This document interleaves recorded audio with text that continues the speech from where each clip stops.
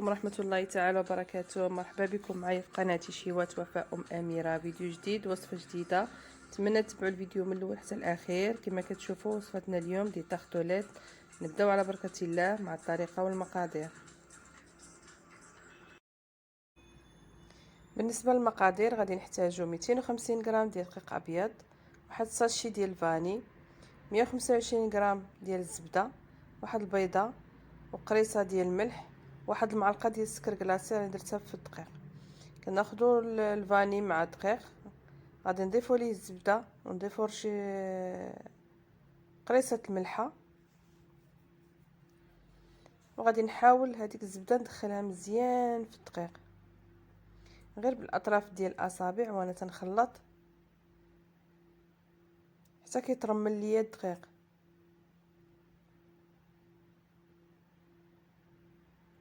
ومن بعد غادي نحاول نجمعو بالبيضه ومن نعجنش العجين. دائما نبقى كنجمعو غير بالاطراف الاصابع ديالي، وغادي نديرو في واحد البلاستيك اولا في بالسلوفان، وغادي ندخلو للثلاجه يرتاح ونوجدو لا كريم باتيسير.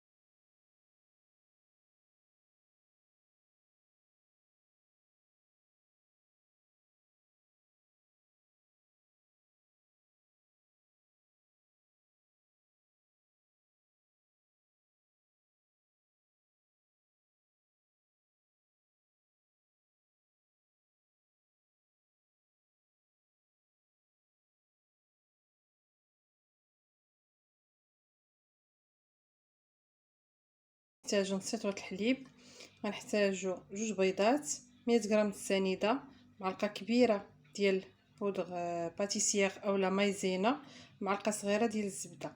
غادي ندير الحليب هو الاول فوق البوطه، غير يسخن واحد شويه، ما نخليوهش حتى يغلى ولا حتى يفيض، غير يسخن. وغادي نكملوا الطريقه ديال التحضير ديال لا كريم باتيسير. وما نساوش واحد الساشي ديال الفاني. بلات غادي ناخذ البيض، غادي فيه غير واحد قرصه الملح، غادي نخلطو مزيان.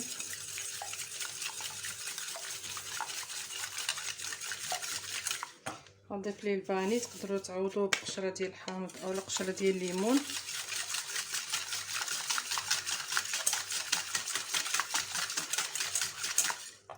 البنات بالنسبه للسنيده غادي ناخذ نصف الكميه غنديرها هنا، ونص الكميه غنديرها في الحليب.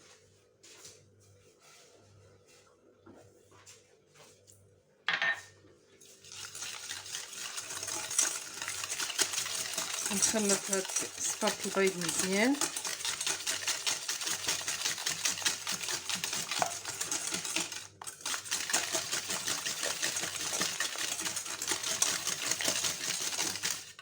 البيض كامل، ماشي صفارة البيض كامل درتو.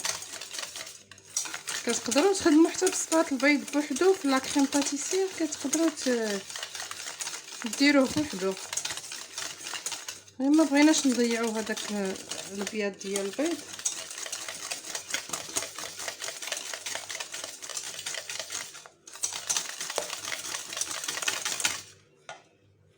غادي نضيف ليه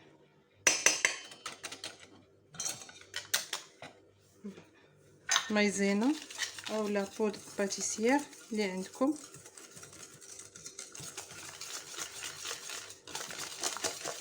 كتقدروا تخدموا بالباتور ديال الضو.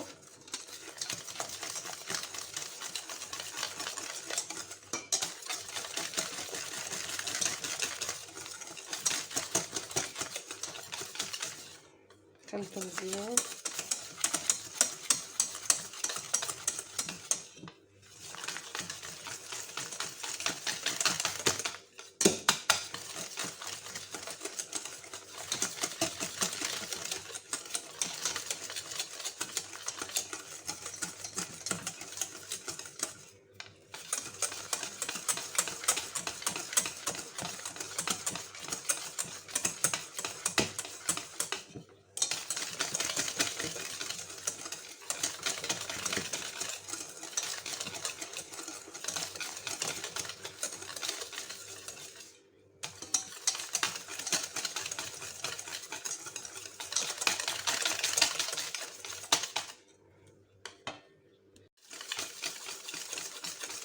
صافي هنا غادي نجيب الحليب بعد ما سخن، غادي نضيفو لهاد البيض.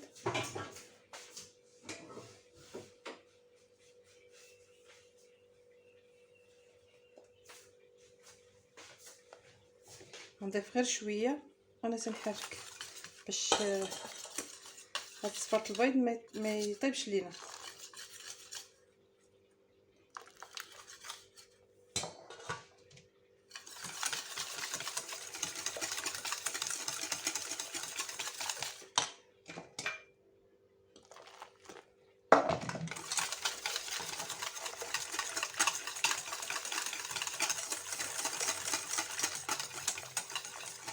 صافي من بعد هاد الشي كامل غادي نخلطوه مع الحليب.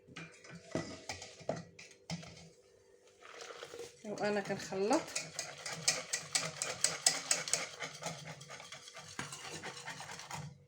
وغادي نرجعو فوق البوطه.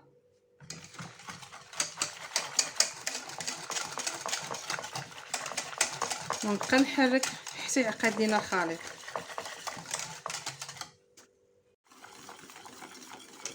هنا على عافيه متوسطه غادي نبقى نحرك مزيان حتى نحس بالخليط بدا تيعقد ليا على هذا الشكل هذا. هانتوما كيف ما كتشوفوا هو بدا تيتقال.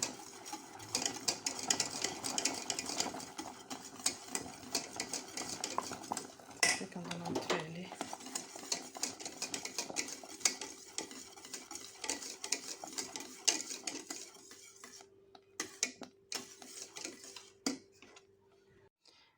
البنات باش نعرفوا لا كريم باتيسير ديالنا واجده كنحاولوا نديروها في واحد الخشبه هكايا ديال المعلقه ديال العود، وكنديروها الطريقه هذه باش كنعرفوها راها وجدات. الا كانت مازال ما واجداش كيتلاقاو لينا هاد كيتلاقى لينا الخليط ما كيبقاش عندنا هاد الفرق هذا بحال هكايا. يعني هنايا لا كريم ديالنا ها هي واجده كيف ما كتشوفوها لا تيكستور ديالها. غادي ناخذ غير الزبده. سمحوا لي كنصور بايد وخدامه بايد.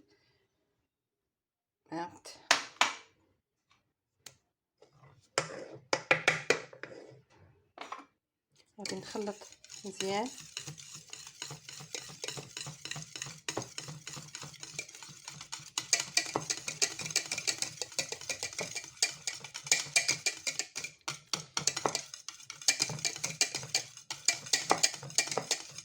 هاد الملعقه الزبده ضروري منا كتخلي لنا لا كريم ديالنا رطبه وكتعطيها واحد اللوغو زوين.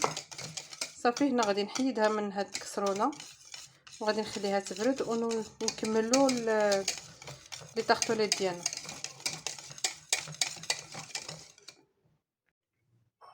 غادي نخوي الكريمه هنا في هاد السلافه.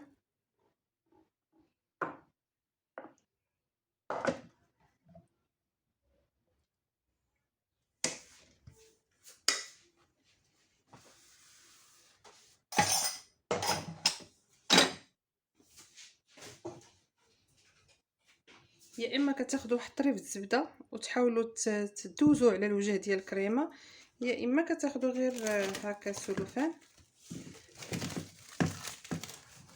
وكتغطيو هاد الكريمه وكتحاولوا هاد السلوفان يمس الوجه ديال الكريمه باش ما تكونش لينا واحد طبقه كتكون خشينه من الفوق على هاد الشكل هكا. صافي كندخلوها للثلاجه حتى كتبرد، عاد كنخدموا بها وهي راه كتصلح لبزاف ديال الاستعمالات.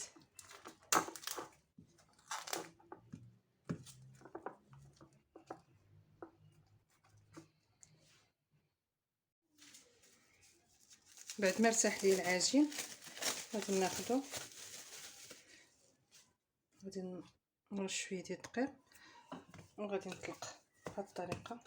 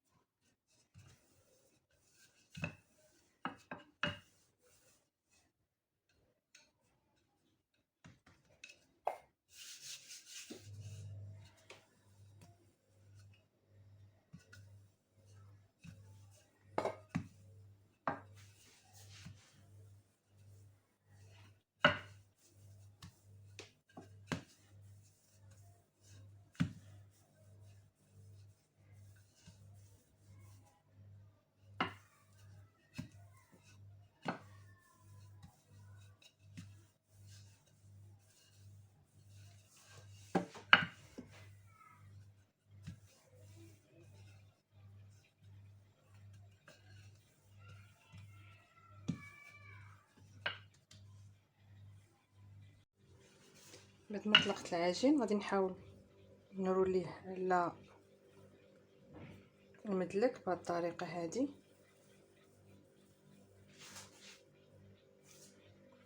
وغادي نجيب ليمون ديالي بعد ما دهنتهم ورشيتهم بشويه ديال الدقيق على هذا الشكل هكا.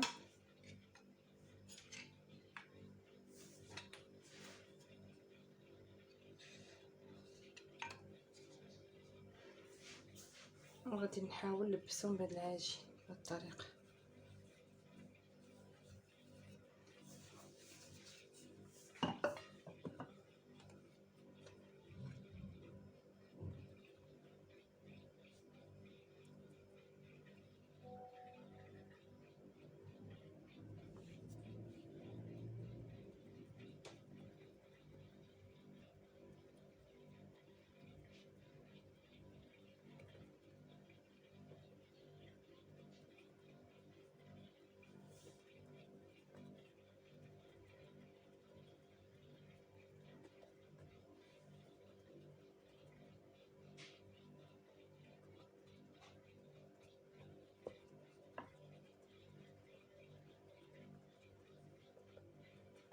متخافوش تقولوا العجين كيتهرس ولا شي حاجه، متخافوش منه، هذا هو العجين المرمل ضروري ما كيكون كيتكسر.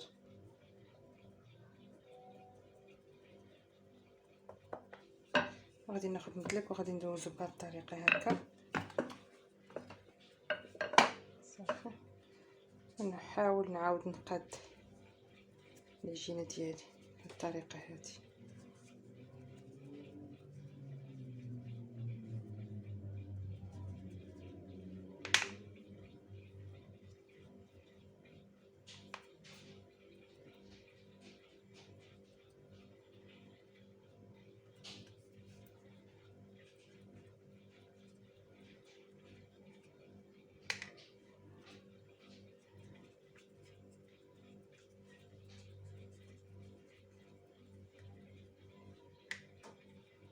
غادي نكمل بنفس الطريقه حتى نكمل العجينه اللي عندي. صافي غادي نثقبهم بواحد الفرشيطه على هذا الشكل هكا، وغادي ندخلهم يطيبوا.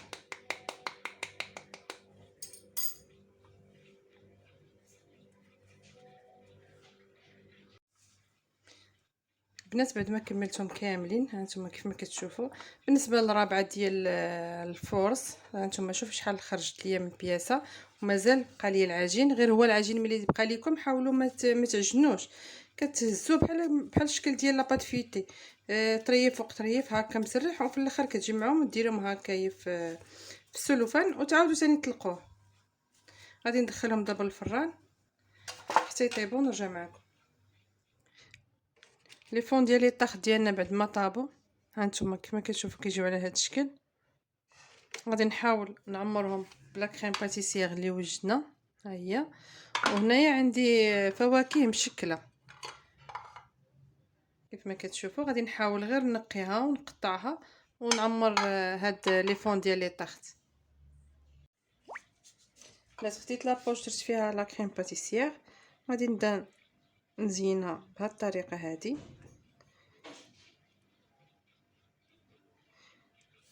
كتقدروا تحطوها غير بالمعلقه، ماشي ضروري هاد لو بوش.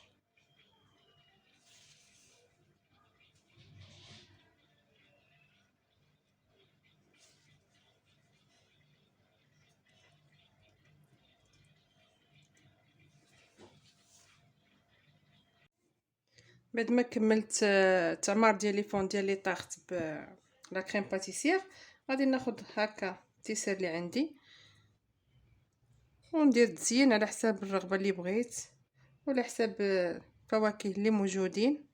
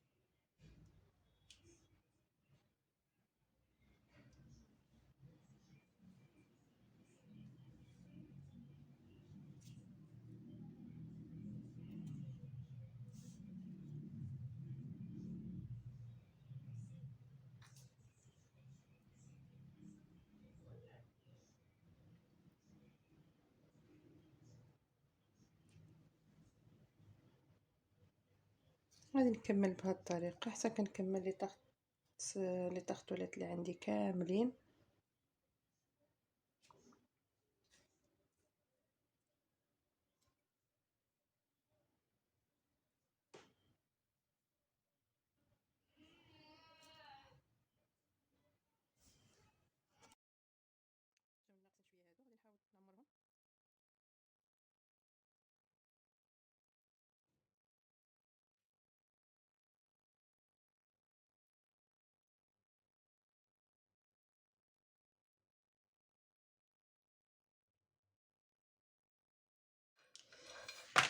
بالناس خديت شويه ديال عصير الليمون، غادي نحاول نسقي به هاد الفواكه من الفوق.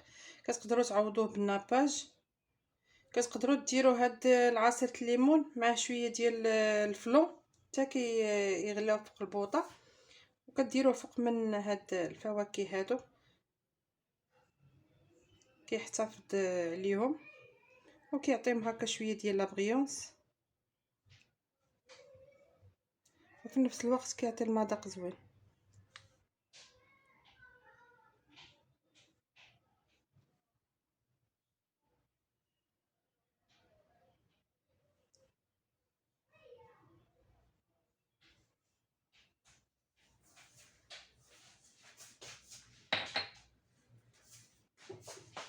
وكيف ما كتشوفوا هذا هو الشكل النهائي ديال لي طولات ديالنا، كيجيو على هذا الشكل هكا، ساهلين وبساط ودغيا تيوجدوه.